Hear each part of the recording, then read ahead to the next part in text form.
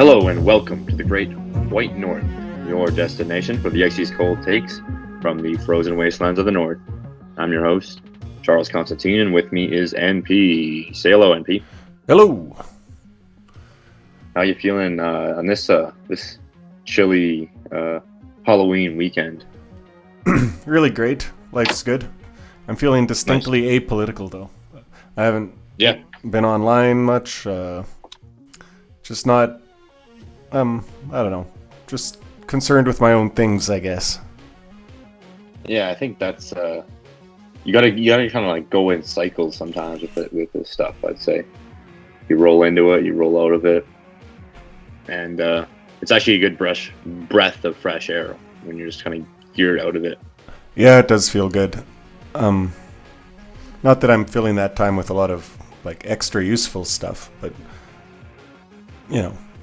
Well, I mean, that doesn't even really matter that much. I think not everything, all your time has to be filled with something useful.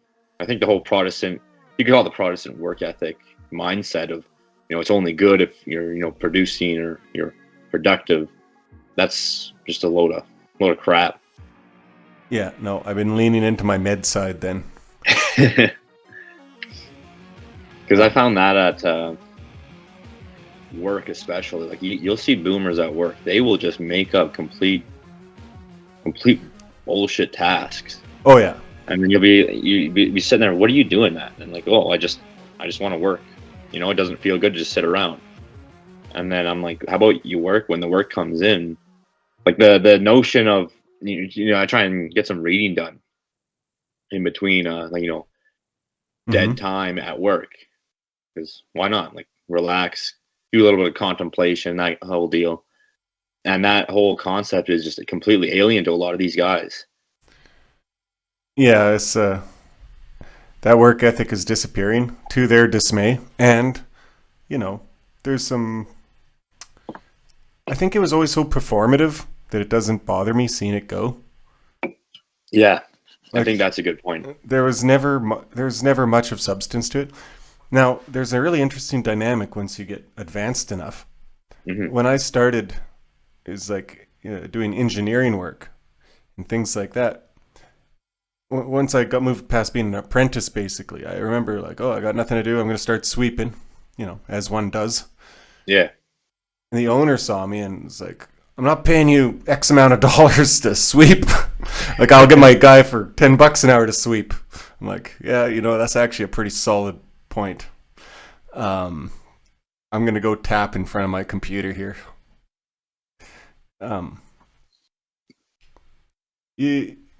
It's like really good advice to for a guy who's like starting his first job as like a shop laborer to pick up a broom when he's got nothing else to do. It's actually just terrible advice for anyone trying to appear professional. Yeah, I mean, for me personally, I think it's important to learn that whole aspect of like grind it out and make yourself useful. You got to learn that at some point, right? And where I'm at, I like working hard. Give me a good task, and like I have to grind it out for a couple hours on that task. I don't mind that at all, but I like doing useful work. When there's something that's relevant or useful in the moment, yeah, I'm gonna go grind it out. But when it's done, it's done. I'm not gonna go, oh, I better keep my hands busy and find something else to do. That whole notion is complete garbage. If you're in a real bind and you're just standing around, hold a notepad and a pen and just like jot down draw a dick butt or whatever. It doesn't matter, but like, and it's not the worst thing in the world to do. Yeah, you could say, I don't know, the kind of contemplation that the classical philosophers talked about, or Aristotle, creating time for contemplation of the good, as all those philosophers talked about. We know that it's morally good. We're talking about the performative aspect of working. No, but what the broader point I'm trying to get at is a lot of these guys don't have any notion of it. Like the guys doing that performative stuff. Oh yeah. Don't even have a notion of that. Like you see some 70-year-old retiree that just wants some work to do.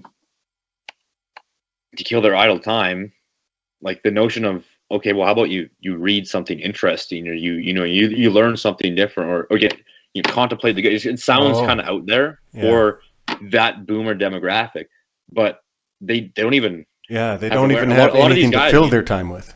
yeah, like you think, okay, this is a guy who's retired himself. He's an intelligent enough guy. Isn't there something else he can put his mind to? Why not? And then you realize that a lot of these guys, maybe they weren't that intelligent in the first place, and they got some great paying job at some, high level executive position because that was presented to them with, minimal credentials, and then just kind of, just fell their way to the top. And then now they're on the other side and they can't really, I don't know, they don't really know how to fill time with other pursuits. And that seems like a bad place to be, where you have an entire generation of your elders that don't even have a notion of, passing on wisdom, or learning about higher ideals. And obviously not every single person has to do that, but none of these guys seem to have it at all. Yeah. I'm trying to think. My dad's pretty bored in retirement, but he's pretty good at puttering around, and he doesn't seem too eager to go back to work now. He ends up spending a lot of time with his grandkids, and I think that's a really good use of it. Yeah, that is good. We see less of that because I think a lot of the, millennial or Gen X kids of the boomers don't have as many kids, so not as many grandchildren for those to occupy their time with. And a lot of boomers, I mean, a lot of men throughout history just worked until they died anyways. It's not like this whole retirement thing is an ancient tradition, so it's not bad to be working your whole life. But the more ancient tradition is that people didn't work 40 hours a week. Yeah, that's the difference. And going back to the main topic of how valuable is what you're doing. You work 16 hours a day during harvest, right? and 0 hours a day during, I don't know, your average Tuesday or whatever. It's just it comes back down to like the fact that they don't know what to do with their time if it's not some sort of menial. Well, that doesn't have some sort of work that's, according to social standards, considered productive. They don't know anything outside of that to fill their time with. Yeah, it's either vacation, like I'm traveling the world, or I'm working. And by the world, you mean a resort in Cancun? Yeah. My grandpa was good. He had a great big garden and a wood shop, and he liked to read. And then he'd take his time getting started in the morning, do a crossword puzzle, Uh-huh. And my dad seems to be following the same way, and I believe I will probably follow in their footsteps. No, and I think that's I think there's still families out there, men out there that have that capacity, but a lot of them, they just seem to. And it goes hand in hand with this other topic that's been coming up lately, which is this sort of fear of remote working. I actually just watched a great YouTube video by Mental Outlaw, who some of you will probably know. He's like one of the better tech YouTubers. He's vaguely our guy, a little bit. He's definitely a free speech, like a privacy guy, whatever. Right. Anyway, he's a good channel. He was talking about the discrepancy between how managers are viewing work from home productivity and how the employees are. 90% of people who work from home think they're like as productive or more. 9% of managers thought that their employees were as productive. That's a big difference. Yeah, he was talking about moving towards a model where you just like expect a given amount of output. Like, here's your assignment, get it done on time. Yeah. Like, can I do it in bed with my laptop balanced precariously next to this gallon jug of tea? Knock yourself out is what a manager should now be saying. Like, he's like, why should I know or care? Just make sure this is in my inbox, And that's how I've got to work for like 5 years now. So I'm well, and that outside of a service industry where you have to be at the site at the store, at the whatever, for X amount of hours because you're providing a service for those hours. Outside of that, that seems like the obvious solution here. Just give me the required product, the report or whatever, and however, you got an 8-hour day, but if you get it done in 2 hours, you got the work done. Or if you get more work done because you feel like grinding out more, great. That seems like the obvious solution. So, but the payment model hasn't evolved yet either. Because if you're working at, the only guys who ever have a choice are mechanics.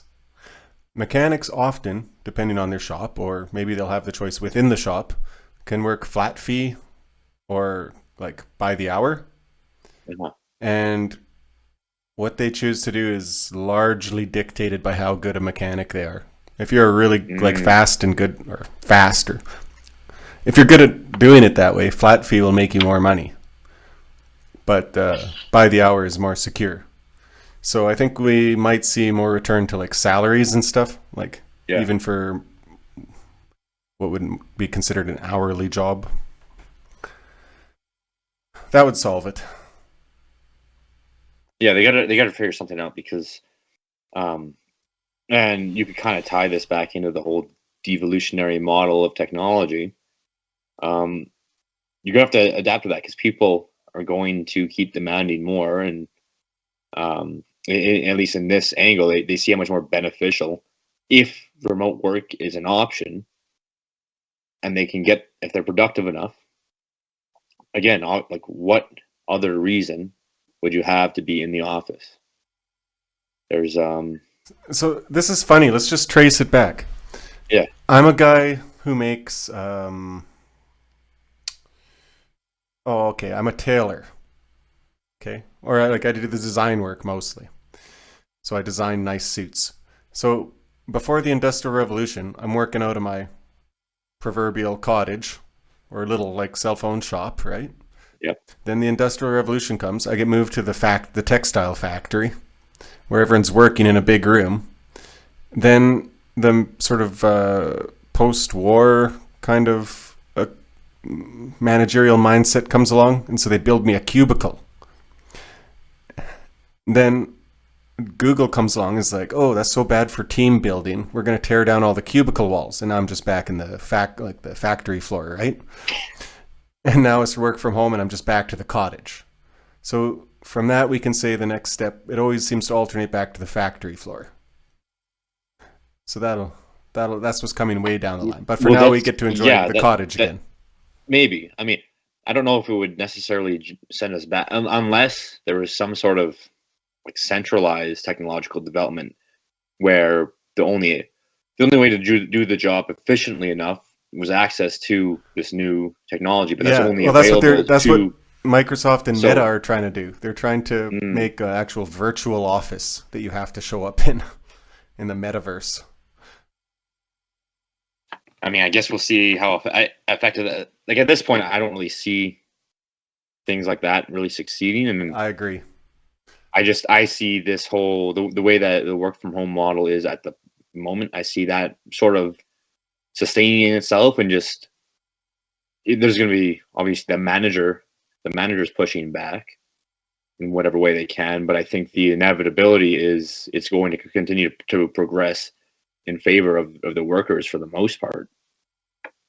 However, the middle management, obviously unfortunate. I've mapped this out as I was planning projects, and the middle management tasks that they're currently used to are becoming entirely obsolete. What remains is the actual core of their job, which is to take a project, break it down, make a timeline, break it down, and then delegate out the steps. So we need these middle managers as much as we ever did, which is it's a useful job on a big enough project to have one, right? Project manager, something like that. Mm-hmm.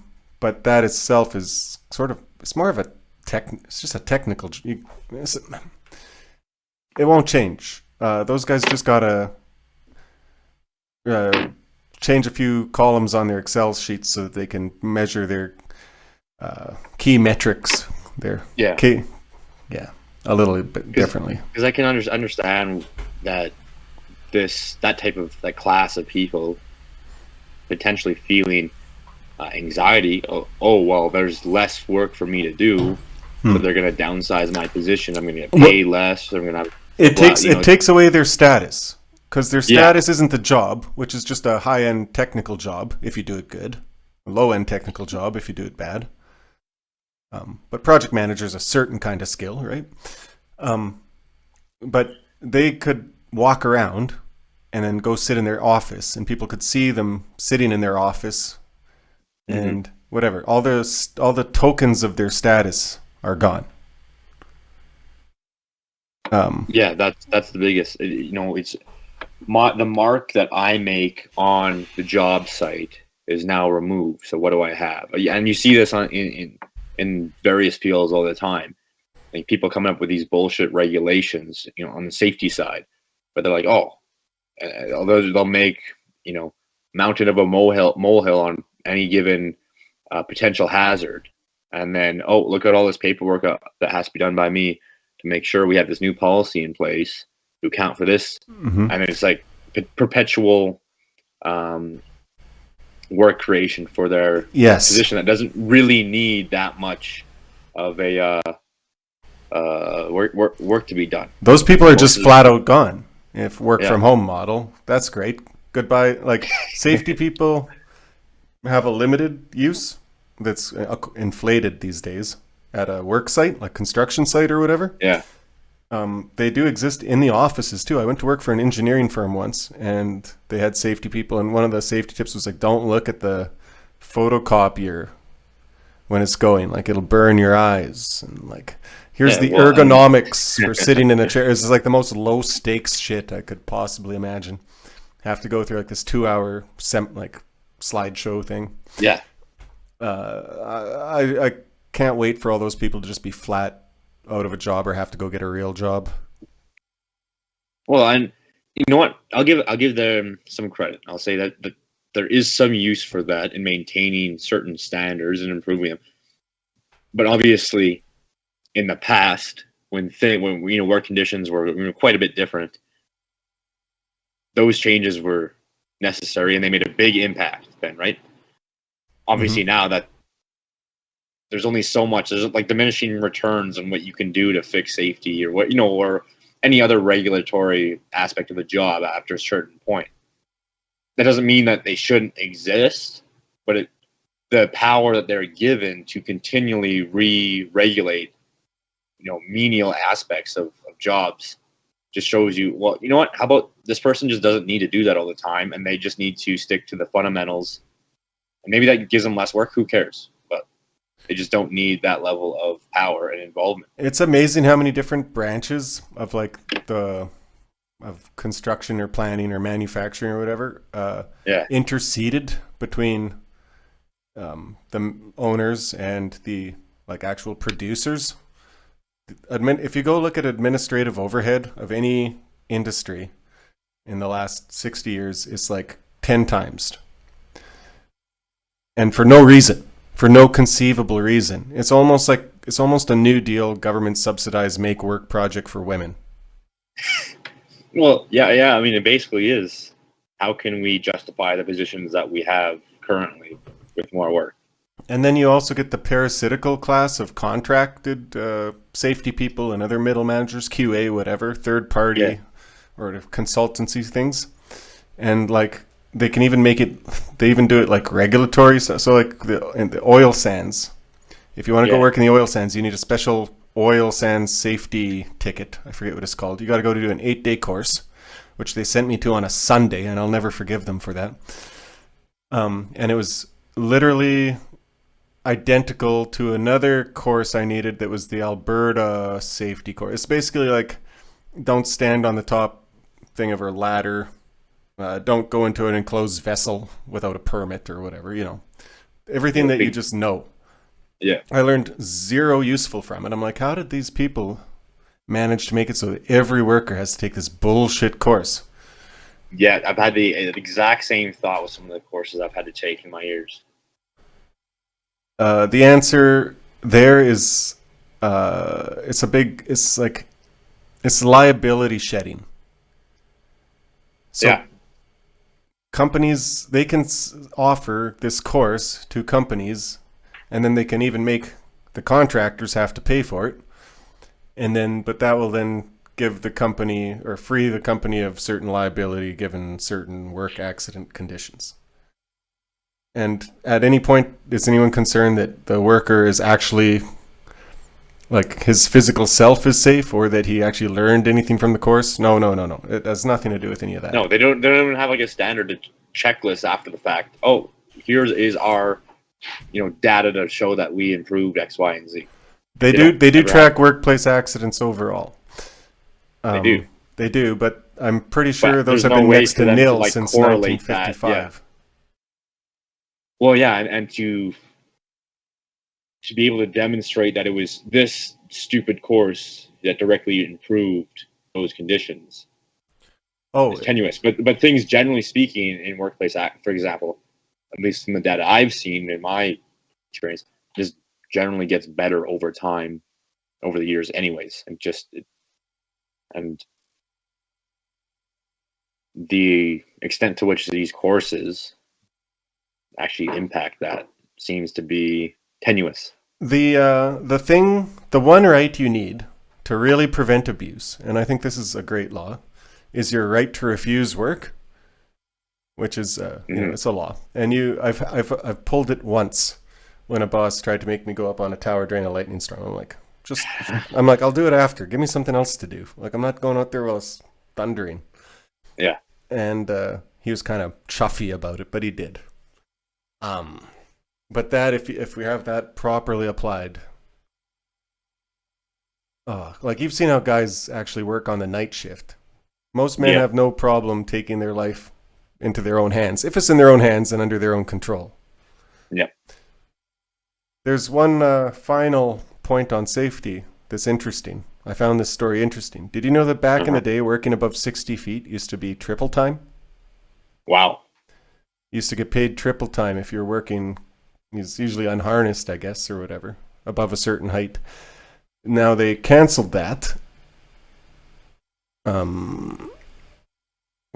Per safety, under at least the guise of safety reasons, and that a bunch of real jittery guys who were greedier than they were confident at heights were going up there and shaking and shuddering. Yeah. I mean, that's plausible, but in my opinion, they should just leave that as a thing and assess people's capacity for heights at a different level, and then maintain that triple time, because that sounds like a kind of gig I would love to do. I wouldn't mind a little hazard pay. Love myself some good heights. Might as well. I'm gonna get paid triple time. I used to hate working at heights when I started, but then I got so used to it. But I was really nervous when I first went up on some like real tall tanks or whatever, on icy tank roofs, that kind of thing. Sounds like a good time. Go monkey mode. I almost died multiple times. If the H2S... Keyword is almost. Yeah, almost. The H2S almost got me. The heights almost got me. Sulfuric acid almost got me. I'm unkillable. I will never die. At least not on the clock. It's not the work that will get you. It's the... All right. I don't know. I feel like there would be a good line there, but I just don't have it. It's not the work that will get you. Full stop. We'll edit a joke in. All right, we'll be right back. So, we did some reading about a month ago now. Yeah, even more so maybe. Yeah, a lot of delays, but regardless, we read the infamous Simulacra and Simulation by Bauldrillard. We did. Now, just to lead us off, I think I'm gonna have to let you take the reins. Sounds like you got the full handle on this, and it's fresh in your brain. So for me, I don't know. I've finished reading it a while ago and read lots of things between now and then, and sort of unclear in my mind. I'm like reviewing the pages right now, and I'm realizing there's so many takes I know I had, but I lost my notes. and it's fade in the background. So That's all right. I think Do you know what? you're gonna have to pull it out of me if I yeah. Yeah, I'm not too interested in going chapter by chapter over his examples. No, I don't want to do that. I think the most important concept to start with is map and terrain, or symbol and referent. Hmm. So a map is, of course, symbolizes the terrain. The terrain that the map symbolizes is called the referent. In opening up the book, Baudrillard speculates, sort of, that we now have a map that points to nothing. The map was made at some point to symbolize reality, but then because of through his process of simulation that he describes, it has gradually lost all reference to reality. So now, Here, let's like what he's basically getting at, and the aim of the text here is sort of to describe, okay, like where's meaning going as we progress through um, these technological landscapes, you could say, and part of this is also like in previous ages, particularly like the increase in access to resources and wealth. Like I think an example that comes up is you can have where once in previous times you could have an elite that and only the elite was able to look like the elite because they were the only ones that had the resources to access the clothing of the elite. And then you came to a point where you would have like lower classes emulate elite looks. So that wasn't a distinction. All right. And then so even that before these technological landscapes that we're in now were examples of things losing their meaning because of changes in resources and technology. So he's kind of describing the changing of the meaning of things, and that's sort of the aim of the text. And what he was getting at with the map and the territory is he's referring to this. I think it's like this very short, like super short story. yeah, Borges. Borges fable, and I think basically the extent of that is there's some kingdom of map makers. You know, they're all about making the best, most precise maps, and they continually make bigger, more accurate maps of their kingdom. And eventually, they get to the point where they want to make they make a perfect replica of their kingdom, like 1-to-1 scale for the map. And then so um, basically, this map is now there as like this Just symbol of the draped over territory. everything, overlays Yeah, everything.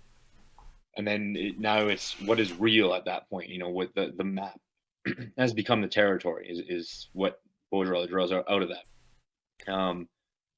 But then Um, Baudrillard takes Borges a but then he step takes it to the further. next level. Yeah, Yeah, you exactly. pull up the corners of the map and there's nothing underneath it. He calls that the desert of the real. And so this is something that we start to see around us when um, things pop up and what once began as a sort of a copy, a simulacra, eventually through these stages they lose all reference to whatever they once referred to, and then there's sort of like these I mean this is like a example we see. This is just average meme culture that we run into quite a bit. I think a good example, and this is maybe an outdated meme at this point, but if you've ever seen the meme of it's Lord Farquaad, but it has Markiplier's face photoshopped over him, and then just it's like deep fried, and then it has E, just big letter E caption underneath it, right? And that's a perfect example of this. Like, what does that even refer to? How would you even how would someone 100 years down the line even figure out what that could possibly mean? Even people when that meme came about couldn't you can't really like what does that mean? Well, first Where of does all, that what's come a from? Markiplier? exactly. So there's so many levels. Okay, well, like, why is Lord Farquaad from this movie Shrek part of this? Well, that you have to like uncover. Okay, how did Shrek become this cultural sensation? Then you say like, how did these memes of Shrek come about? But then you have Markiplier, who's this famous YouTuber who plays video games. Well, where now you have to uncover that whole aspect. Well, where do YouTubers even come from to make this guy? And then you have like the deep frying of a meme. Like why is it funny to deep fry a picture? Like there's a whole strain of memes that have built up over time with that aspect of things. And then like the caption of the meme, just like me, like you get sort of like a the typical meme format with those block letter captions, the bad luck Brian style thing, right? Hmm. Hmm. Then you need to uncover like all of that, and then it's just reduced into complete nonsense. But people still get it, but there's not really something there at the same time. Um, and This is what he's referring to basically. I think this is one of the most concrete or the best concrete example that comes to my mind when you Okay. have this last final level of simulacra. Yes. Um, Another, I think the most clear example to me out of the book was his example of Vietnam and Hmm. how it didn't really happen. Now, he says, of course, it happened as far as the blood and the killings, like, but as far, okay, actually, I'll say this.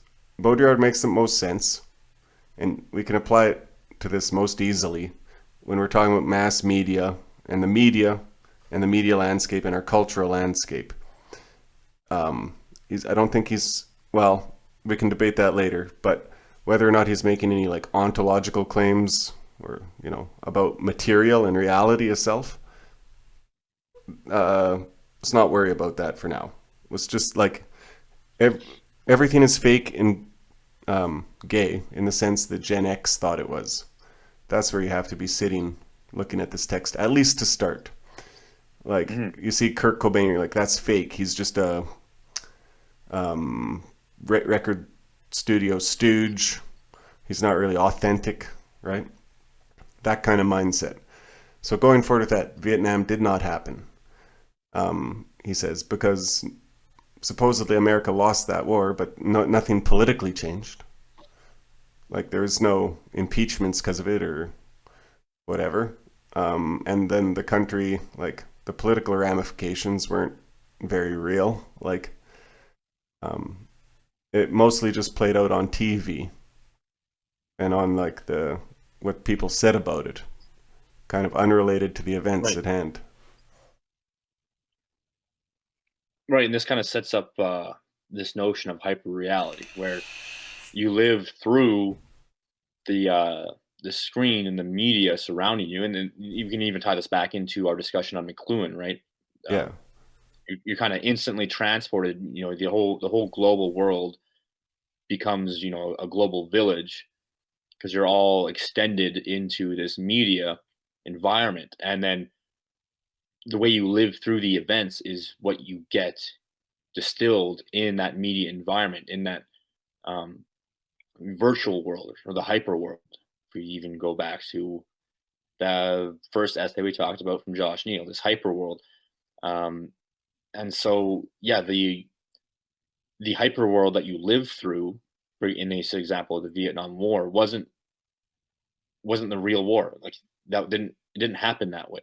You um, Apocalypse Now that demonstrates it as a movie that didn't happen, but that's how everyone conceives of it at this point, other sure. than the people that lived it Well, personally. But you don't get that. You don't have the experience of the people that lived it personally.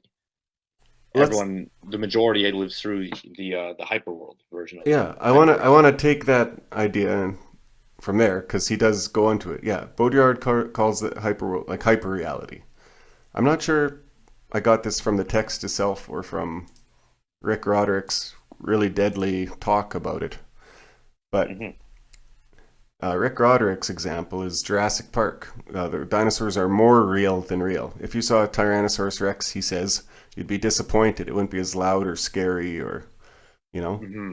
Um, the he says another example he gives is like blood is more real on TV than it is in real life. It looks like this brown whatever. But I don't know. Maybe think of a Tarantino movie or something. Yeah. It becomes hyper real. So we end up living in this hyper reality, and the internet is, in a big way, like the culmination of this.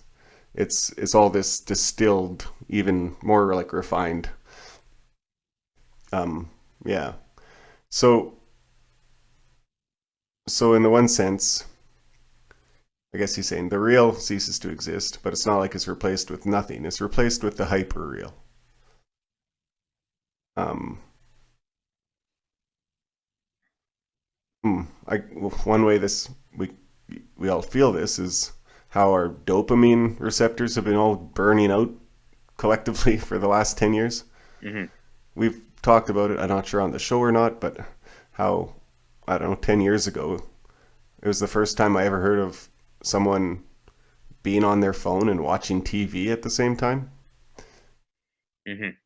And it was this weird kind of autistic 13-year-old kid who's like playing Roblox, or no, it was Minecraft at the time, sorry. And I don't know, listening to music and doing some other thing at the same time. I'm like, how can anyone live with like that much stimulation? Like, I'd die. 10 years later is not so hard to imagine, and we know lots of people who do it. So Yeah, and there's something, and he goes into this a bit, and I know Deleuze actually talks about this a bit. I haven't really read much of Deleuze at all, except outside of a couple articles here and there about him.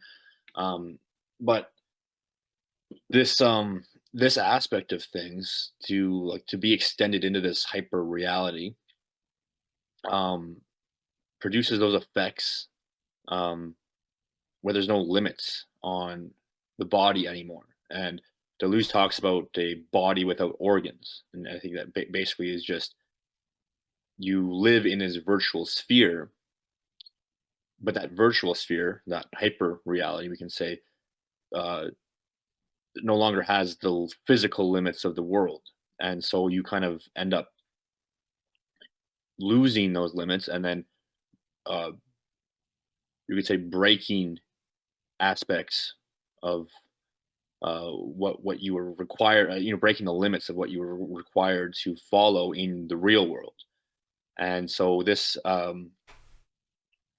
like you said, this like sort of overstimulation, um, because you've just been immersed in media so heavily, that becomes your world, and you go beyond the limits, and you think, well, how does everyone live like that? And then suddenly everyone's living like that. And like the outrageous example that Bauldrillard uses, he talks about that text crash, right? yes, this is his Pretty, way of saying that sex is a simulation or a simulacra of what yeah, it used to yeah. be. And the book is basically just people are sexually attracted to like car crashes. But the point he's drawing away from that is like it's so insane, and like there's no limits to what the human body um, can be involved in, right? Um, but that's kind of what we live in this hyper world thing where, yeah, you've just transcended the limits, and because it's more real than real, you're completely bought into that. You're bought into that lack of limitations. You're bought into the this it's almost like you're soothing yourself, because you're free from the pains of the physical body. Now you can just live through the hyper world instead. Body without organs. Back to that point of Sure. Deleuze. I wonder if like so Call of Duty would be a pretty fine example of that, being a soldier without any of sprinting, being shot to death, etc., with Right. none of the physical feeling of it. I wonder what happens when we then add kinetic things or whatever to our virtual reality machines and can feel it again. Well, people already do that. I don't know if you've seen there's like certain YouTubers, let's play guys that like, well, they'll play like a racing game, right? You have the whole setup with the Hmm. wheel and everything, and then they put like a mechanical um like piston connected behind them, and then like when they crash in the game, it links up to the piston, and then it like smashes their head around, smashes their chair around. Oh Like, wow. so I think some of you guys give themselves concussions because like, oh boom, you get in a car crash in the game, and then you smash your If head. you Same thing with like if you with die in the recoil on. if you die in Mario Kart, you die in real life. Um, Yeah. So yeah, you do have that aspect of going so far in simulating that you bring back the real world implications. oh man, actually, I'm so disappointed in myself. I was gonna try and get through this entire thing without bringing up the Matrix. That'll be my one Matrix Oh, reference for this entire segment. Because that's is stunned to death. Just go watch any YouTube video on this Simulacra and Simulation. He's reading it in the movie. Oh, whatever. I think the main takeaway was that they didn't understand simulacra and simulation at all, and they made a movie that had almost nothing to do with the key points of the text. I'm sure you could do some meta analysis and be like, the Matrix itself is a simulacra of something, whatever. I don't know. Baudrillard would have, but he died, I think, No, before it came Bauldrillard. out. I don't, no, I'm pretty. No, no, no. I'm pretty sure Bauldrillard knew about it. Oh yeah, he read it and he didn't like it. You see, We no, he saw it, literally right? he He said saw it. this. I think he was the one that said this has nothing to do with what I was talking about in my Oh, text. that's right. I'm That's pretty right. sure. Yeah. I mean, okay, I'll give them a tiny bit of due. They're like, what if we extended this, and then it was just everything was a literal simulation. It's extended and dumbed down. Um, Yeah, but again, he's not talking about like a literal simulation. no, He's talking about well, like, except that he is, but a literal simulation well, doesn't mean but VR. but It yeah, the means way I guess the point there is that for Bauldrillard, the literal simulation isn't like this sci-fi movie idea of simulation, no. It's right? simply uh, it's something that's completely uncoupled from its original meaning. Yeah, Or and there's something to be said with like, I guess like the positive implications of this. We're kind of jumping around all over the place, but I think there's lots of shows that have talked about this text that have gone point by point through it.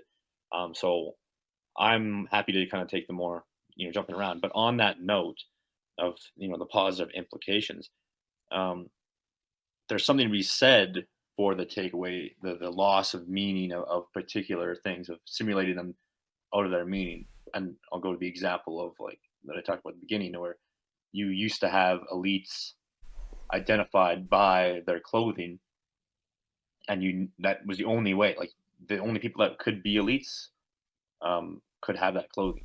But then you took it one step further, and you have people imitating it, and then that sign of the symbol was lost because it was simulated, and you couldn't tell the difference between the two after a given point. And I think the same thing is beginning to happen in this devolutionary sense that we're talking about, where power, to the extent, because in Bauldrillard kind of says, well, power doesn't really exist in this notion that we have it currently. And I think it's a counter to James Burnham that we've been talking about. But there is some truth to that, in that the people, the elites, as we see them now, they do technically have power, but there's sort of a loss of it at the same time. Like I would say, even something like the WEF is less of a real institution controlling and pushing levers, and more of a LARP of saying, "Oh, look at us, you know, big smart think tank people putting together solutions for things," but those solutions don't actually manifest in any real, like, serious change. And the the people that can make change at the local levels are people that are just regular people, and it kind of ties back into this model of Matt Parrott this vapor trad model of decentralization, where you elites can only LARP their power, and regular people can kind of because regular people can kind of pick up and make change in their day-to-day lives, through their use of technology like what we're using right now, and is something that we always bring up in the show. One of the prominent examples that Bauldrillard uses in text is, the presidents, and he talks about how the last real president is Kennedy because they actually needed to assassinate him. Or and that's according to his analysis of the Right. situation. And he Saying, half like, he half jokingly says the ones after only got simulations of assassinations, yeah, yeah, like exactly. Nixon Like and they, Ronald Reagan or yeah, he whatever. said like he said something about Nixon. Um, you know, I don't remember the exact quote. Basically, Nixon is embarrassed or sad that he didn't get the chance to be a real president because being a real president means that people would see you as enough of a threat to need to assassinate, and that was never viewed. No one after Kennedy was viewed that way. They were Okay, all simulating that sense of power. Charles, here's then the million-dollar question. Where does the power actually sit? Or is it just gone completely? Does the power Well, that these people no longer wield disappear into a vacuum, or does it dissipate to among the masses, or does the technology swallow it up? Like kind of an Adam Curtis AI kind of notion that maybe they just sort of handed it off to the machines, or does it just disappear? I think Baudrillard would say it just disappears into the kind of the desert of the it. yeah, well, yeah. For him, it's sort of that notion of it just not. It just always being a simulacra. It presents itself as there to just be that illusion, um, for something that lacks. Like the opening quote he draws from Ecclesiastes: "The simulacra is never what hides the truth; it is truth that hides the fact that there is none." The simulacrum is true, and I don't necessarily agree with that, but that same sentiment applied to power, I would say, is at least according to Baudrillard the case that the the power hides the fact that it's not there, right? It's like this notion of power in democracy, for example, doesn't really exist. We know that. But then you could even go a step further, like we were talking about with the WEF, like shadowy groups don't even necessarily have power operating that same way. They kind of uphold it to hide the fact that it is none. They uphold the presentation. Now that's not saying, okay, like obviously there are groups that can change the tide of things and move things, and we talk about that all the time. Like I'm not denying that. I think the deeper point is he's saying that it is fading, though, that it is becoming something that is only there as a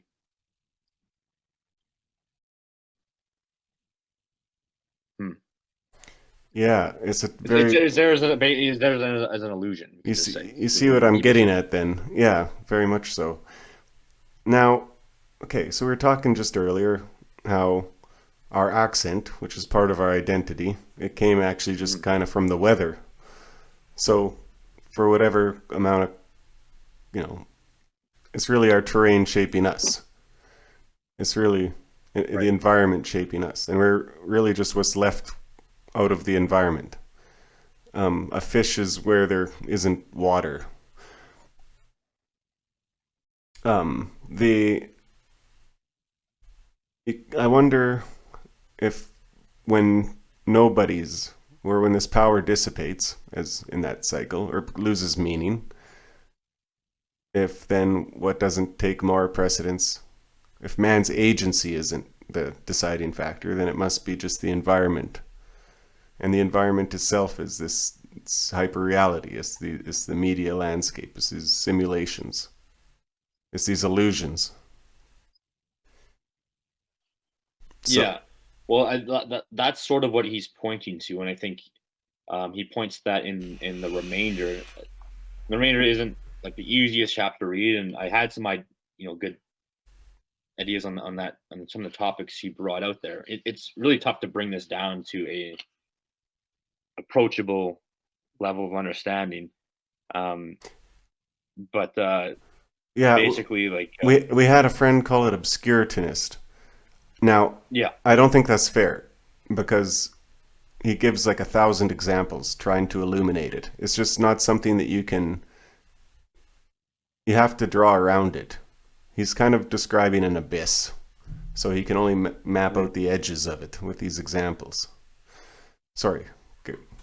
yeah, yeah. Well, I know I think that sums it up pretty well. Like it is this sort of abyss, right? He demonstrates all these opposing terms like right and left, same, the other, crazy, normal, etc. But the remainder, he has nothing on the other side of that because he thinks like the sum and the remainder, he doesn't really those aren't really distinct opposites. So um, basically, he now yeah, just trying to think of think my way through this. I forgot what I was Well, what we were talking about just previously. he's pointing at What I was tying this to. the most profound sort of nihilism. He's describing nothingness better than a physicist ever can. When he's saying the desert of the real, he means there's nothing there. There's nothing at the bottom of it, like true nothing, not even a Oh vacuum. yeah, yeah, yeah. What we were getting at before this was like the environment being this sort of hyper reality itself, Yes. or the media environment, you could say, the systems, and then he's talking about in the remainder the social systems becoming the residue themselves, and I think that's where that point kind of hits is like the entire society um, becomes a remainder. The social designates itself as a remainder, and I think the process by which this happens is through this media landscape, this hyper reality that sort of covers everything over and makes illusion of everything, and with no reference to an original anymore. And all that is to say that is that there's this loss of meaning in society because you don't really have a coherent anchor to tie everything back to anymore. And so all that's left is society itself to turn itself into its own remainder of everything, which again, I think that's a kind of a tough concept to wrap, the brain circuits around. But it's valid to the extent that we see in society today that even just scroll through, I don't know, like TikTok, like there there's nothing there. While there's something there, but so much of the content in a TikTok, or even like you look at the YouTube homepage, is simply designed purely for algorithms to pick up and recycle, and there's no meaning behind it. Like there's people, there's dancing and there's people reacting to things, but what uh what what is the anchorage points for why that is there? Well, it's just like, again, an algorithm recycling itself back, and then these people completely constructing these false images of themselves to tie back into that same algorithm, and then the algorithm shifts and shapes things as it readjusts to the new content being fed into it, and then there's really all it is remainder, right? There's nothing Yeah. coherent tying it Oh, all back in. right. You know what it reminds me of? Mhm. When they got rid of a bunch of bots on Twitter, and that one guy discovered he did not have 5,000 followers, but none, and he'd been Uh-huh. talking into a void. Right, yeah, yeah. So these are the exact kinds of things that happen in this type of reality where um, it's like it's real, but it's not real. Like it's an environment that creates itself out of this remainder because you actually do really interact in this space, In, but then you're not interacting with like so what are you actually interacting with? right. It's created their interaction out of nothing So almost. what? So you know what you're describing? Yeah, Schizophrenia. right. It's a man. There It's is like the something guy I schizophrenic to met it. behind the 7-Eleven who told me that Brian Adams had a affair with Princess Diana. I'm like, where are you getting that from? Well, it's not and you trace it back and it comes back in a loop and it's all nonsense. Yeah. But that's if TikTok was a person, it would be behind a 7-Eleven asking for cigarette butts. The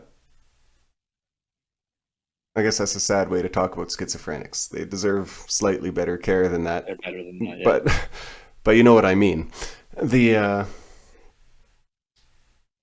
Now, okay, let's talk about this in context of myth then. Because Uh-huh. if you're what is a myth? But a story that once probably was about real characters. Is that maybe, right? Yeah, to Um, some extent. Maybe we can't tell anymore because it's so far back. It's lost to history. It's We only know about the myth. It's lost its referent. It's a copy of a copy of a Hmm. copy, and so it's changed. But myth we often find the greatest truths. Um, because maybe I don't know, they point to something more universal, right? Well, yeah, I would say they point to something that was actually lived in the real world, right?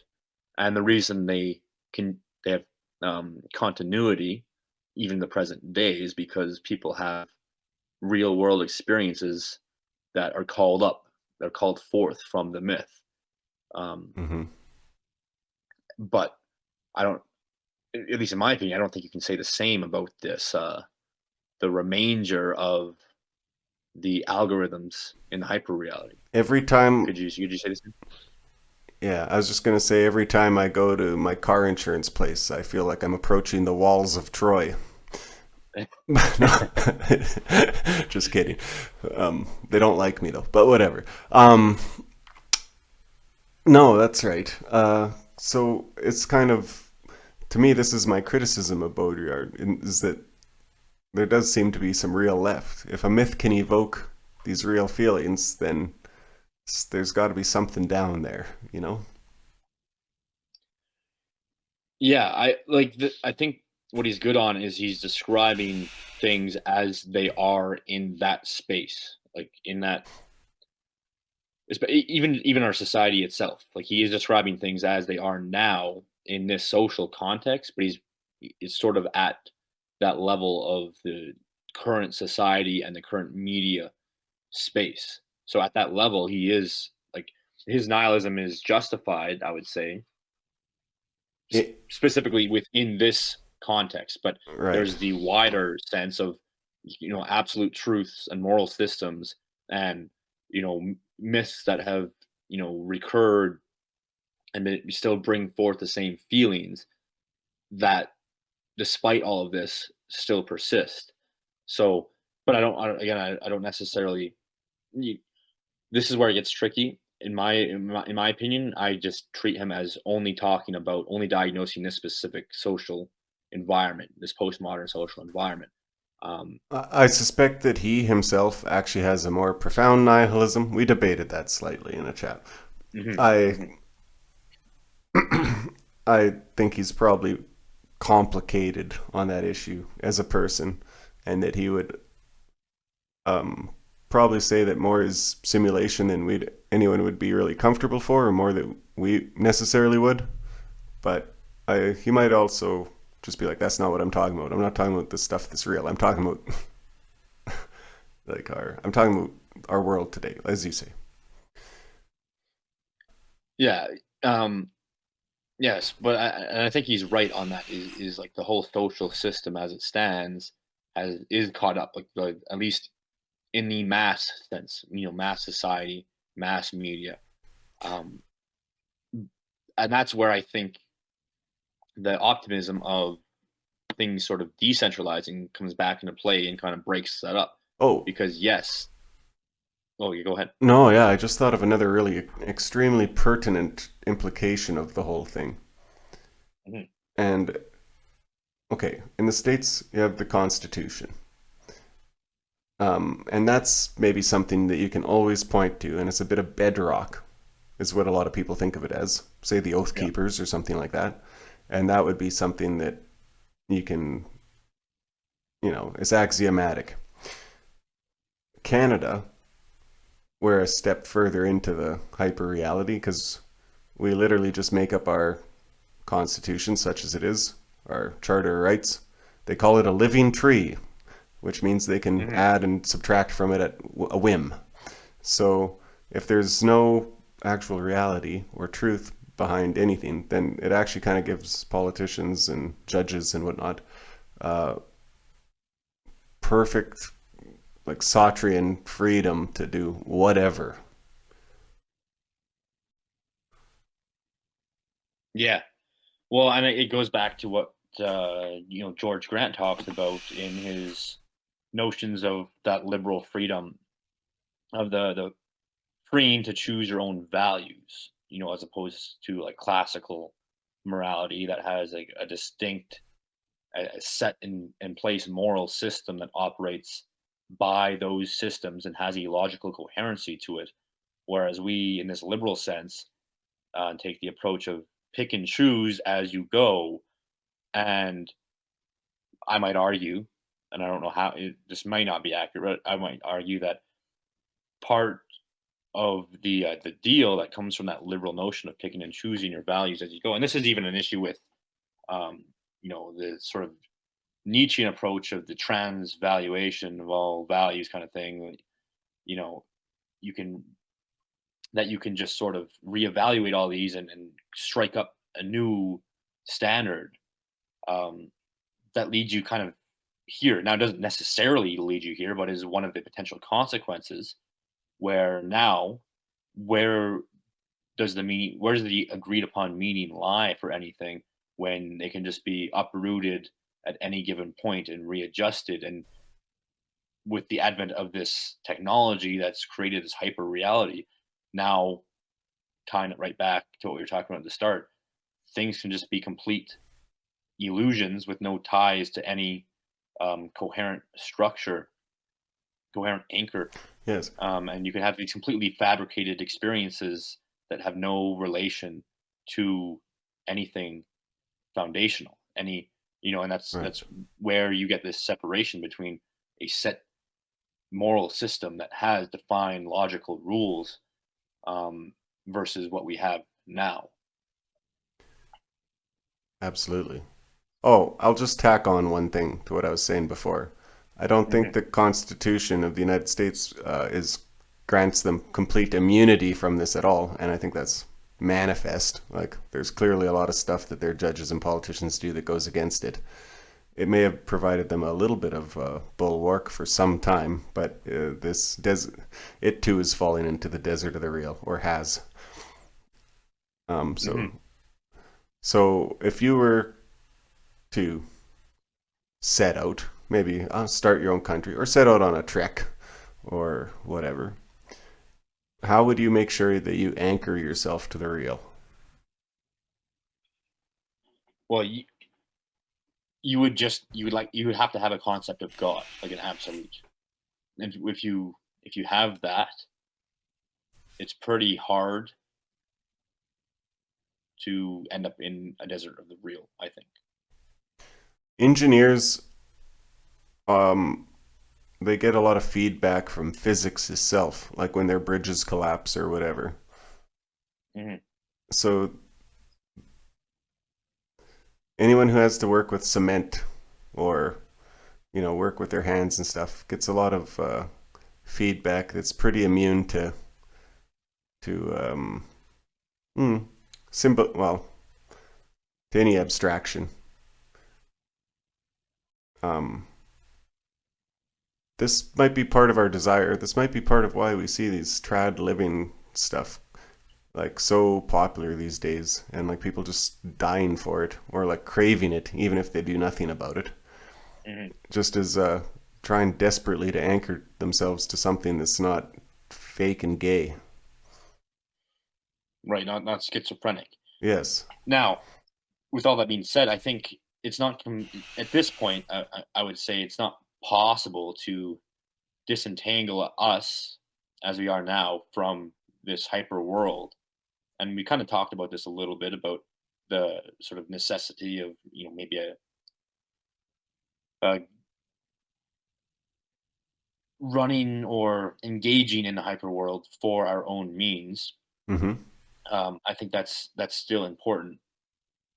and I think the key is figuring out how to surf the hyper reality that Uh, we're kind of locked into, or geared into at this point, without being lost in the meaninglessness that is yes. present at the last, the final levels of simulacra or All simulation. right. Well, I have a first part of a solution to this, and it can finally Sure. answer some of the questions we asked in step one. And I hope Josh Neal listens to this episode. Um, and it ties back into Marty's work too, who I consider Mhm. like a great artist. The If you look at cyberpunk and synthwave and all this, what they are is they are like the first artistic, or they're the first. What's the word I'm looking for? They are created out of the hyperreal. They are using the hyperreal itself as pieces, is like paint. Mhm. Cyberpunk is just a kind of post-apocalyptic, you know what I mean? Not that exactly, but a description of hyperreality. As when William Gibson wrote Neuromancer, it was in the extremely near future, and now in the right cyberpunk is describing the present. Um, and it's it's an acknowledgement the world's schizophrenia, and there's a lot of darkness to it. You get your Harrison Ford Blade Runner character wandering in streets covered in rain, and the robots are having the real experiences. And but our artistic imagination of the current situation is our first step to um, dealing with it. Now, when I see Yeah. edits with dark age edits, little dark age, or any of these, and they're all these mixed mediums, right? And they're like 30 seconds long, and they're just flashing. It's a painting to my mind, a digital painting, moving through time and space. It's not a movie. It's not a film. It has no plot, although they often have a A narrative, you could say. yeah, right. And so they're collecting, like, just literally scooping up pieces of the internet and making art out of them. In a like it's Promethean. It's actually learning to harness the fire. You're instead of Yeah. We used to write books using words, which are themselves symbols, and then we learned, and it took a long time after the invention of words for the novel to come along. It took through like Robinson Crusoe was only written in. Well, that's more. The novel is a product of the mass printing, but and so you could say that Robinson Crusoe was the first way to make some casual piece of art about using words. Whatever. I don't care where you put that benchmark. It's obviously earlier than Robinson Crusoe, but it'll serve. The So yeah, we're getting our first Daniel Defoe's right now. But instead of making stories out of words, they're yeah, it's it's hyper imagery. Yeah, and I would go to again, this is something we talked about before with that the AI art stuff. And how does this stuff present new opportunities to re-engage in um, processes of, well, like you said, art making or story making, like that AI art with the loab, the weird, strange AI being, you could say, that presented itself. Um, you can say, oh, okay, well, this is the dangers of technology and stay away from it. It's demonic, um, or it's bound. Something's bound. Bad is bound to happen. Or you can take something like that and use it in a creative capacity and turn that into some sort of, again, an artistic endeavor to make new mediums of horror stories, right? And I Or think new AI girls. I just found out they're not too bad. Or not AI, yeah, anime girls. I don't know right, if you and saw so those. They're pretty good. yeah, and there's that level of, well, you've just created something with AI that came that you wouldn't necessarily been able to make without it. But then there's the, going a step further and like having a meta narrative about the experience with that piece of technology, where now you're building new stories based on the possibilities of what this technology has provided you. So there's two paths, in my opinion. There's the path of getting lost in the algorithm of the desert of the real, and just sort of, your dopamine receptors become a slave to it.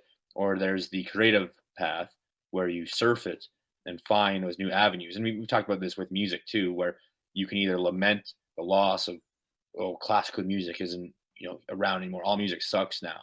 It's all degenerate. Or you can say, look at all these technological possibilities that provide new methods of sound to come forth, and how can you, build off of that. So Josh it's called it all Promethean, right. Yeah. and I would too. Fire, something bad did come from us harnessing fire. Lots of bad things, countless deaths, houses burning down, etc. But if you couldn't master it, then you got, I don't know. Your giant You got left skeletons are behind. found all over North America. No, I don't know, but those guys aren't Well, around anymore. and it goes back to what we talked about, where like you can't really disentangle yourself from this stuff completely. I would say a lot of people have this notion of, oh, we got to get off our phones, and we don't want to be locked into our phones all the time, and bring back real communication. But what was before that? Well, like, people invested in newspapers and books and That always it always strikes television. the Zoomers very There's funny always, yeah, when the Boomers are like, oh, they're just looking at their phones. Like, well, no, I'm not. I'm looking at the Mona Lisa. I'm looking at what my friend is saying. I'm looking at a YouTube video of a cat. Like, I'm looking at stuff on here, yeah. Like, and And I don't, I think there's obviously something to be said about the addictive aspect of it, and that's very difficult to overcome. yes, But it's not something that you just shut off completely, because it's sort of, in the short period of time where this technology has been a part of us, this, you can almost say, this hyper reality is now grafted upon us, whether we like it or not. So it's again, how do you reorient us in a way that we can live with it without being consumed in it, without letting that illusion of the hyper reality paint things in a schizophrenic way. And that is a difficult thing. I'm not going to say, oh yeah, it's easy, guys, just live with it. But that is to say, you have to realize that there's no complete disentangling yourself from it. I think the key is the same as everything, because you could read a bunch of trash novels too, like a bored Mhm. housewife, and you get nothing out of it. So what you should do instead is engage with it, trying to understand how it works, taking it apart, putting it together, letting it inspire you. Engage with it, and like as there's actually a school of Western kind of Buddhist thought or whatever. It's self-helpy kind of shit, but they're like, oh, when you're washing the dishes, you put your entire focus into the moment and the now, and you put all your intent into washing the dishes, and that makes it very meaningful and enjoyable. And as corny as that is, I think that's sort of how you have to approach it. You can't do it mindlessly. Yeah, and that is true. Um, Getting lost in a mindless sense, yeah, takes you down the wrong path. It goes back to, enslaving yourself to the algorithm. Um, but the reality is that you have to live with hyper reality. So, Actually, um, it's actually that's another good parallel. Do you know what people stared at before their phones? Fire. You sit around the yeah, fire. I've done it myself yeah. camping night after Mhm. night. And the funny thing is, I would say they're like it's not like this is going well in some to some extent, yeah. For some people, for many people even, phone or the media, the hyper reality has replaced fire in to some, but like that doesn't. But you still can use fire as that contemplative, meditative experience engaged in human technology, really. And I would say to some extent you can operate in hyper reality in the same way, but there's a much greater risk, much greater pitfall in that than there is in the fire gazing. But yeah, you're right. There's a funny parallel that you don't really see brought up. Why is staring at a fire inherently better than engaging in the mass media of thoughts of people from all around the world, simultaneously? What is the difference? Is one inherently more natural?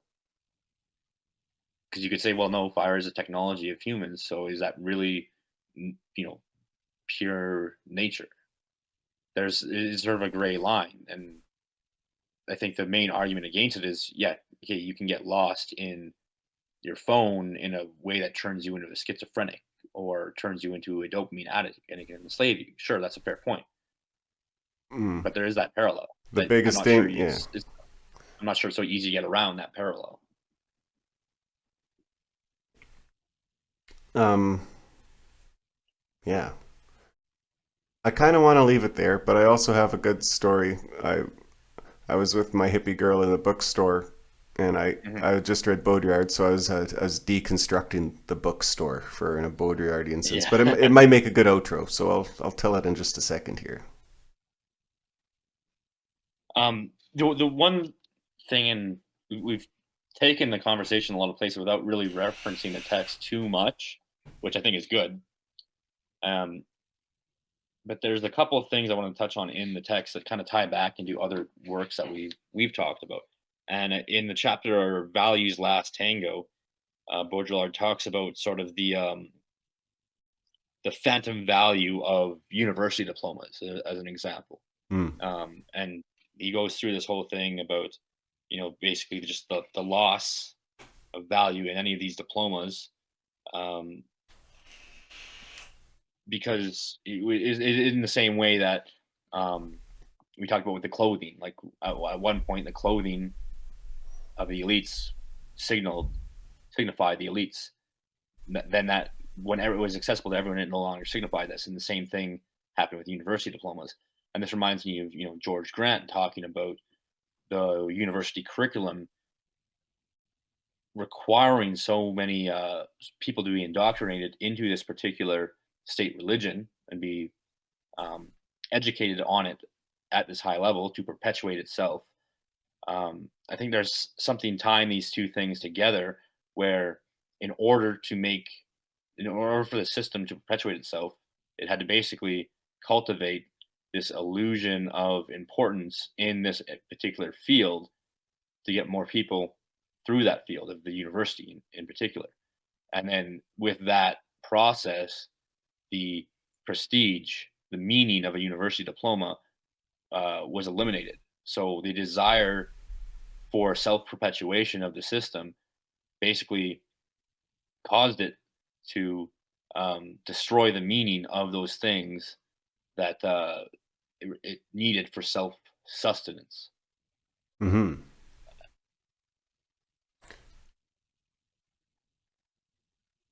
Yes. It no longer is a quest for knowledge. Most university courses are is a quest to redefine previous knowledge to suit the current and mm, whatever elite values.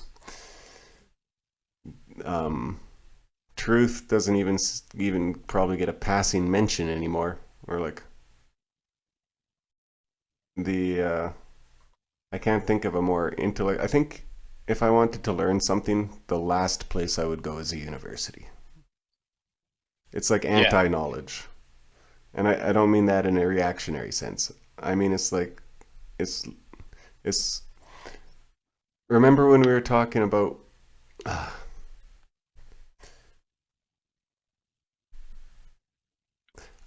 we're talking about how to approach text. Is the George Grant thing? It's just what you said. Instead of Hmm. deconstructing texts or learning to read them with a certain critique on your mind or structuralist or whatever, just to just to read it like you're a kid.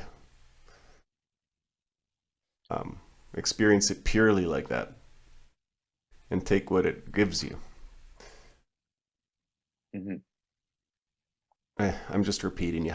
Anyway, That's right. I think the last thing is, again, I had a good take, I think, or at least I had a well thought out take at the very least about the way I would say people in this sphere kind of read into authors their own ideology.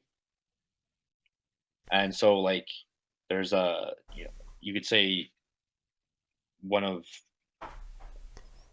the final chapters, Baudrillard kind of fed posty almost in some aspects where he talks about um, violence as being only shock and stuff like that.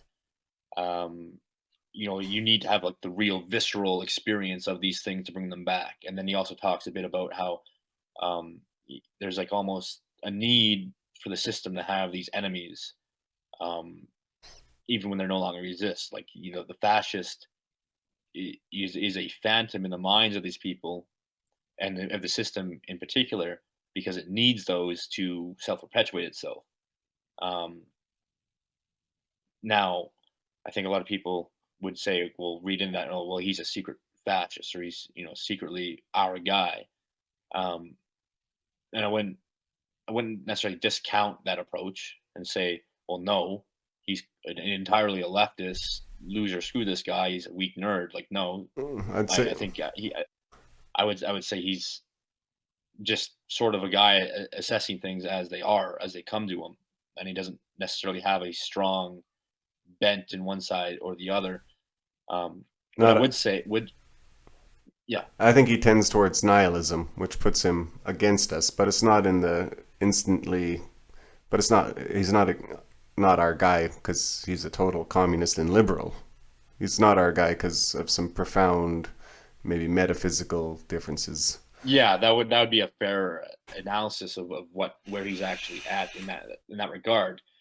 Um, but what I would say in all that, my kind of takeaway is the reading into our guy, not our guy. Aligns with me, not align with me, based cringe, like that whole kind of approach is something that he himself in his work would probably critique as a sort of the same desire for from the system to have its secret fascist enemies, the leftist need for fascism to perpetuate themselves is that same that he talks about comes from from the other side of things, this notion that you are needed because you are that enemy that these people are seeking is the same impulse. And I think you should avoid that impulse. Like, because I don't think it's actually productive to be The like, oh, I am reactionary, needed because I am the enemy of right? the system, and I'm the true threat because it perceives that it needs this threat. When in reality, if Baudrillard's analysis that this is all remainder, that society, this mass system has turned society itself into this remainder of lacking meaning, you almost contribute to the perpetuation of it by pulling yourself back into that cycle of the enemy of the system, and One hundred contribute percent. to that same remainder. And that's where I would say the key is stepping over that and not getting brought back into it through the need to tie yourself to some ideological boogeyman. um, you have to look way beyond, way forward to the horizon, and the tendency to read yourself into a particular side on a conflict perpetuated by a system that doesn't have meaning in it anymore, um, kind of holds you back. I think that's a mindset that holds us all back. Um, We shouldn't just be we should be looking laughing for at the yeah. liberal. We should be laughing at the liberals' idea of a boogeyman. Yeah, We shouldn't I be think that's playing a the really good way boogeyman. to, yeah. I mean, maybe it's funny to play the boogeyman to spook them out as a practical joke, but you Hmm. obviously don't want to define your whole life, political career, or ideology based on being somebody else's boogeyman. Uh, And I'm not even necessarily saying that every guy is doing that, because some of these guys genuinely believe in this particular ideology or a particular ideology. But what I would say is, um, I think even that is a hindrance, because what we've been doing and seeing is that, well, things are shifting and the old systems don't operate in the way that they once operated in. And so you have to, you don't redefine yourself. You don't just like slap a label. Like when we've talked about this with Canadian identity, you can't just say like, here's 10 points that are Canadian identity and then run with it. You have to live it, right? And to really be looking forward, I think you have to live into the horizon, right? Step into the horizon, and kind of, we talked about bringing back tradition. When we talked about the Owen article, and bringing it back doesn't mean look in the past and then pull it forward to the now. It is, well, realize this is a living um, act that requires participation, and so to constantly read yourself into a system that has no meaning because you find a simulation of meaning in being, a part of that system in one way or the other, because you're the boogeyman, or whatever way. The way is to actually instead look for meaning outside of that and see that, you can live tradition and discover the absolute and participate in something that reaches out to the horizon without having to be defined by a system that has stripped itself of meaning. Um, and I think that's the trick, really, is finding the meaning that has been completely stripped away through the hyper real systems um, of the past decades. well said. Um, all right. I think we'll leave her there. There's actually a lot more to say about this, but Hmm. um, I, I would say last thing. Would you recommend this text after having read it? You know what? I would say it's a lot shorter than I thought it was going to be. I always assumed that this was like going to be some big, long, thick text, only 150 pages. So if you want to give yourself something fun to read, honestly, it's not like boring and like dry. Some parts of it are Baudrillard tougher makes than others. Yes, that's true, but he makes it fun, in my opinion. I'd agree. Even when you don't quite get it, there's it just the wording is very I don't know the right word for it. The way he words things very I want to say whimsical isn't Witty, quite the right witty. word, but I'll just yeah, there's a bit of it's a bit light and fun to just go through it, even if you don't quite get, or and I think he is a kind of author to kind of just spew, not necessarily bullshit, but kind of just talk in circles for the hell of it. Oh yeah. But it is, what, it was fun reading it. So I think you can get most of the ideas from listening to summaries if that's all you want. But if you want the ideas and you want to have a little bit of fun engaging in text yourself, then I would say why not? It's not that long of a book, and there's some interesting concepts, and um, it like I said, enjoyable reading it. Yeah, I would say it's if you want to understand current media landscape or extend your understanding of McLuhan, or um, if you want to arm yourself against many of the dangers of the internet, I would say it's worth a read, and there's important ideas in there to take out. But if you don't like reading books, I'll suggest the Rick Roderick on Bauldrillard lectures on YouTube. and you'll get a Yeah. lot. He's a fun. He's almost Bowden level good speech maker. Right. It might be sacrilege, but he's very good anyway. All right. Well, we got it done. Yeah, That's your that's this the great White North's take on Bauldrillard. right on. So well, let's just boogie on through. So I was in the Yeah, give us books. that little. You had that story. Yeah.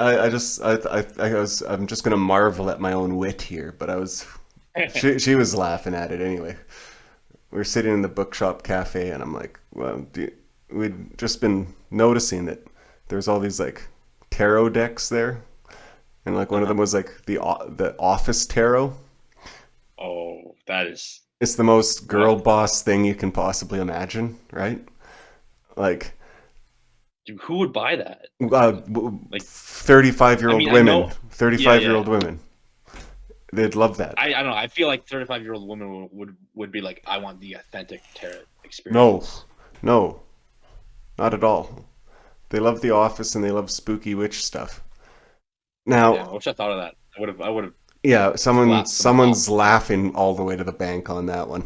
They put yeah. Oh, that it was so easy. You put like the Joker or True. the jester with as Michael Scott. Boom, easy. Yeah, the fool. Yeah. Everything's accounted for. Yeah, yeah. Ah, yeah. Oh, Damn, it almost makes me want to go all the buy good the deck ideas. and see who they placed where. It's actually kind of fun. But anyway, maybe I'm a 35-year-old girl boss. Um, Close. anyway, the whole bookstore is arranged for girl bosses. I noticed if you go into an old used bookshop, um, run by an old white-haired guy who hates you and is like, "Get out of my store." Yeah, With yeah, the good ones.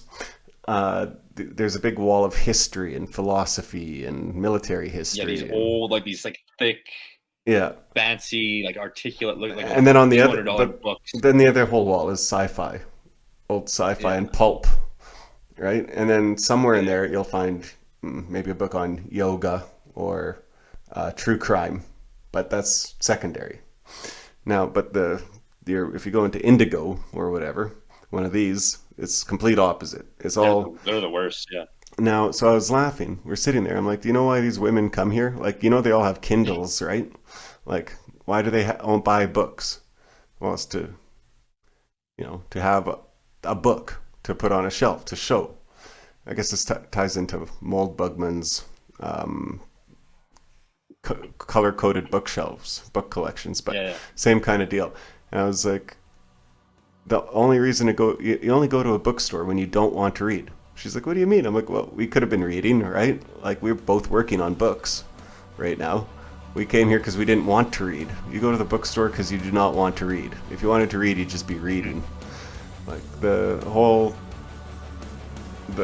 the entire bookstore is just a simulation of what, of a book reading or of a book owner. I'm the kind of person who reads books. Yeah, But no, and that's exemplified in those Indigo chapters, whatever.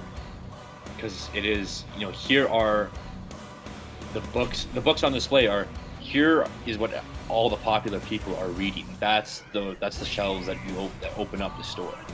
Like here, number one bestseller. This is what Ellen DeGeneres is reading right now.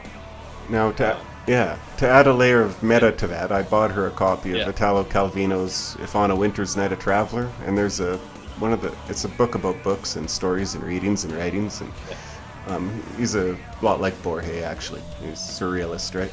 But there's a character in there who loves books, so he makes art out of books. He chops them all up and cuts them up and makes statues out of them and stuff. Um, yeah, no. If you like books, stay out of bookstores. If you like knowledge, real knowledge seekers well, only read go to pirated I mean, you PDFs. can go to the caveat. You can go to the old bookstores, Yeah, even that I and they are suspect. good. Even that I suspect is just our guy version of the same thing. But at least it's our. Where do you get book? Where else do you get books? I get esoteric PDFs off Telegram. Okay, but that just falls. Like, I think that's even more an example of just our guy's version of it. Okay, maybe. But you know, I think, especially if you collect them and don't read them. yeah, it's like literally the opposite. Well, not quite the opposite, but like the counterpart. Like the girl boss with her whole shelf full of books that she'll never read, but they're on display for Zoom calls, and then versus the like esoteric right-wing guy whose whole PDF, you know deep reading library of Alexandria books. Actually, Charles, it's like this PDFs that they've never opened, they've just downloaded. do you know where really cool people go for books? No. Imperium Press in Antelope Hill. Our sponsor, Imperium Press. No, we'll get sued if we start saying these people are sponsors. Yeah, they're not our sponsors. I was gonna say I realized Boston Pizza has a pizza called the Great White North. Are you kidding? And no, it's good. It's a good pizza. It's really good. What's on I it? was gonna make a joke. It's like ham and some like good tasting. I don't know. Wow, you had me at ham. I'm not Italian. I'm not Italian. I don't know pizza ingredients. Like there's ham and some other crap and white sauce or something. Sounds great. It doesn't really matter what's on it. It just tastes good. And there's a joke to be made there, but I think you can get sued for defamation or something if I made that joke. So okay. I don't think it would actually happen, but it would be. I feel like it would. All right. Well, I genuinely do recommend the two publishers I mentioned there. But aside from that, yeah. And who did we originally say we wanted to sponsor us? Dissident Apparel. Yeah, they never got back to us. I guess we should try and get over 200 subscribers before we go for merchandising deals. Yeah, or we need to be straight edge, no sponsors. No, I want to sell out. Make that paper. Yeah, I'm sure this is a money printing scheme. This is the multi-level marketing scheme we want to aim at. All right. Well, this is where they all go. This is where all the finance bros on Twitter. This is their grip. Right. So as it stands, if you want Great White North merch, all you can buy is Charles's bathwater. That's the only thing we have for sale. You would way funner if you said all you can buy is the Boston Pizza. Yes, or that. Yeah, we'll get no money back from that, but you'll get some ham and shit. Apparently, completely unrelated, but it was good. Yeah, there's some. Again, I don't know what ingredients are in the pizza, but it does taste good. So. All right, good. All right, well, I'm gonna hit stop on the recording before we get into trouble. Like, share, subscribe. Bye.